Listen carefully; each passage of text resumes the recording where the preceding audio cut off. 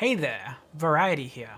Welcome to today's video in which we're going to be doing a Forest Altar dungeon challenge guide for Tarisland.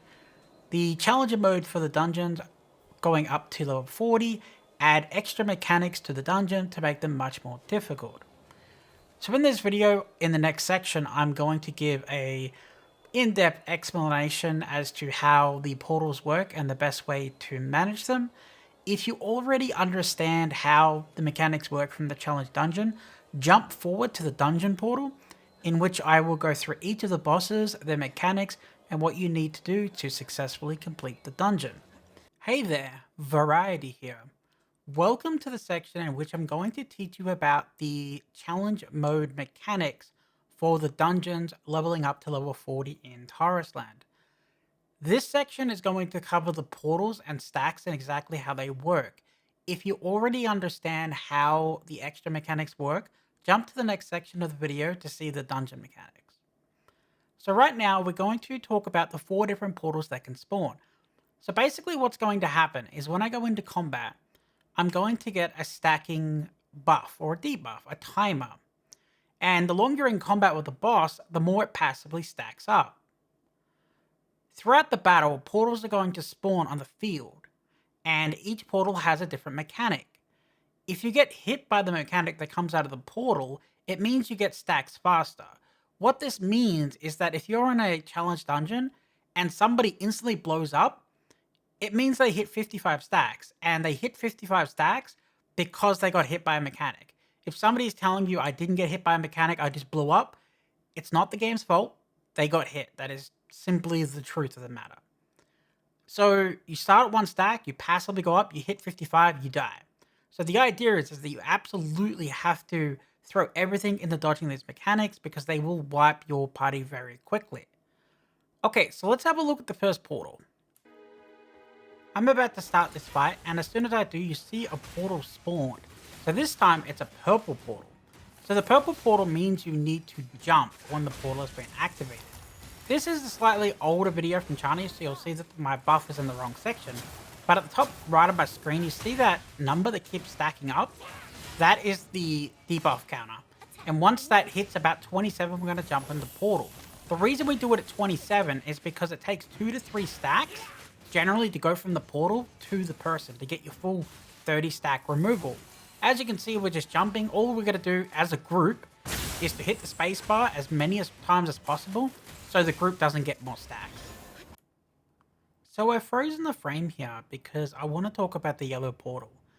The yellow portal is pretty simple. What it does is it drops orbs on the ground, and after a second or two, it starts chasing you. The reason I froze the frame to explain it though is that the orbs don't just pick random targets when it comes out of the portal. When they land on the ground, they target the closest person. So let's say, for example, your entire team grouped up and then 4 of them ran away. The last person that's standing near where the orbs touch the ground, all the orbs would get pulled to one person. So you can actually get around this mechanic in some, like when you have stacking mechanics, by putting them on one person and making them run it away. So this is what it looks like when it's actually happening. You'll see that they're going to land on the ground. There they are, they landed, they're waiting, they target people. Then they start following you. See how it took a couple of seconds before it did that? That's when it's deciding who it's going to follow based upon how far you are away from the orb. Keep in mind that you can actually run into other people's orbs. It's only your own orb that you can't catch. So I'm not going to freeze frame here because it is the red portal and it's pretty straightforward. What's going to happen is when we get up to about 27 stacks, we're going to jump in the portal and it's going to drop AoE circles on the ground that follow you. Like wherever you're running, they'll drop. So all you need to do is kind of pick a direction and run. You don't want to stand in front of other people though, because where they're running, you'll drop it on them. And if they get stacks, you're going to be in a lot of trouble. So it's about to come out now. We're going to run towards the B as we're trying to drop them. As you can see, it's a little difficult because there's a lot of us, but there we go. That's how that mechanic works. Welcome to the white portal. By far the most fun portal. Let's put it that way. It has wiped many a parties. What it does is it drops portals where your characters are standing when it touches you. And it spins around and these white orbs come out of the portals and spin in every direction. You have to dodge these like your life depends on it, because it actually does. If people get hit by like 2 of these orbs, your stacks go up so much that your party's gonna wipe. Stop damage, stop everything, dodge the orbs no matter what. So this actually happens at the beginning of the fight, which is the most optimal time. It's when the boss starts using other mechanics and other bosses that this becomes a problem. So we're going to jump through at about 25 to 27, and you're going to see what happens. It's going to scatter, and everybody's going to have to scatter around. It's very difficult if you have melee DPS. This is probably the biggest reason why you don't want to bring too many melee DPS. I'm pretty sure I just got hit by 1 orb there, but as you can see, that's a lot of orbs. And if that happens on top of other boss mechanics, most parties are going to wipe, because it is just very difficult to avoid them all. Okay, so we're going to start the dungeon and spawn the purple. I believe this was the first time we're actually in this dungeon. Okay, so we spawned a purple portal and we're waiting for the first mechanic, which should appear in a few moments.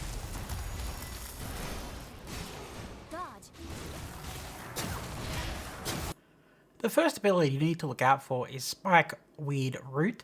You want to make sure this doesn't hit you, because it makes you take damage the next time. Also, it's an AoE that you can drop on other players, especially the tank. Please, as a long-range DPS, do not drop this on the tank. It is extremely frustrating. Thank you from all tanks. So here is Absorption. There's really nothing to do about this. It's just going to do AoE damage and do a dot on your party. Next up, it's going to use probably another Spikeweed, and then it's going to summon a bee. What the bee's going to do is it's going to run towards the plant, and you need to kill the bee to get the buff instead of taking raid-wide damage. It's very important though that you do not kill the bee. You're going to see the bee come out in a moment. What you're supposed to do to the bee is you're supposed to track it, take it all the way to the flower, and then kill it after it's gotten its nectar. So you'll see a big blue circle around your ally there. That's telling you that you need to stack up. Preferably you want to do it at the bee so your melee DPS can attack the bee and the stack at the same time. I've shown you all of the mechanics of this boss now. It'll keep repeating them along with different portals to add more complexity until you defeat the boss. So we are now standing in front of the second boss of the dungeon, which is the bear. So we're going to start off with a frozen screen because I want to explain what exactly you'll be doing. So this is an older video. I believe I was still progressing this in China. I have done this dungeon numerous times since and become much more efficient at it. So focus more on what I'm saying than what you're actually seeing. So you'll see me standing beside the tower. You'll see 3 electric towers. What happens is that after a set amount of time, the bear enrages and it's going to wipe your tank out within seconds. And the only way to stop that is by zapping him with the tower. The bear will do different abilities, which I will show you throughout this video. However, the biggest thing is positioning. So what you want to do is you want to bring the bear to the pillar, put his butt on the pillar, and you want the bear to face the tank, with the tank being on the outside of the arena, whereas all the DPS is behind the bear. This is to prevent the DPS from having to deal with the tank's AoE, and it will prevent the bear from using its cone on the tower, because if it uses its cone on the tower, it'll break it and it will enrage. Okay, so let's start the fight and have a look at it. Okay, let's get this started. So I'm going to lure him over to the statue and he's going to use his big cone. The ability you're looking at now is Fierce Pounce. It's pretty telegraphed, so you're going to know when it's going to happen. He's going to launch up and then he's going to slam the ground.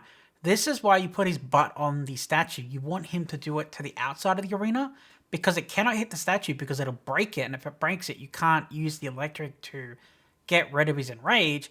And you don't want it to go towards the DPS. So if you're in roughly this position on each of the towers, it'll always go for the tank and it will never hit the tower. Just make sure it never hits the tower.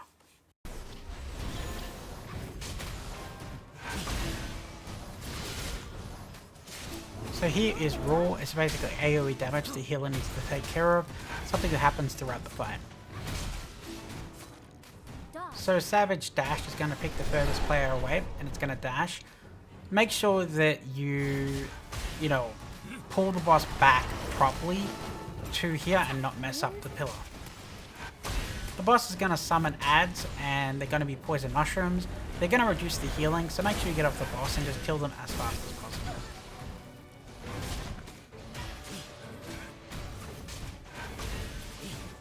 So this is Fear and Roar. We're going to need to use the pillar to stop his enrage. At this point, I'm supposed to wait until he does the next cone before I run, but because this is a very early video, I actually didn't do it, and as you can see, I'm paying for it. So you generally want to wait for him to do the cone before you move him like I just did. Okay, so here he's going to show the final ability we're going to have a look at. It's Roaring Bomb. It's a bomb where he throws a purple orb at somebody. I'm assuming it does damage or some kind of AoE damage. But the description, as you can see on the screen, is actually broken. It says that he rushes at somebody, which he definitely doesn't do. So here I'm just going to hit the third tower and use all my cooldowns and just beat the boss. Okay, so welcome to the final boss of the dungeon. This boss has some interesting mechanics to say the least. When going into battle with this boss, I would strongly recommend that you have dash on your bar because one of his mechanics is extremely hard if you don't have it. I'll talk more about that when we get up to the mechanic though. Okay, so let's start the fight.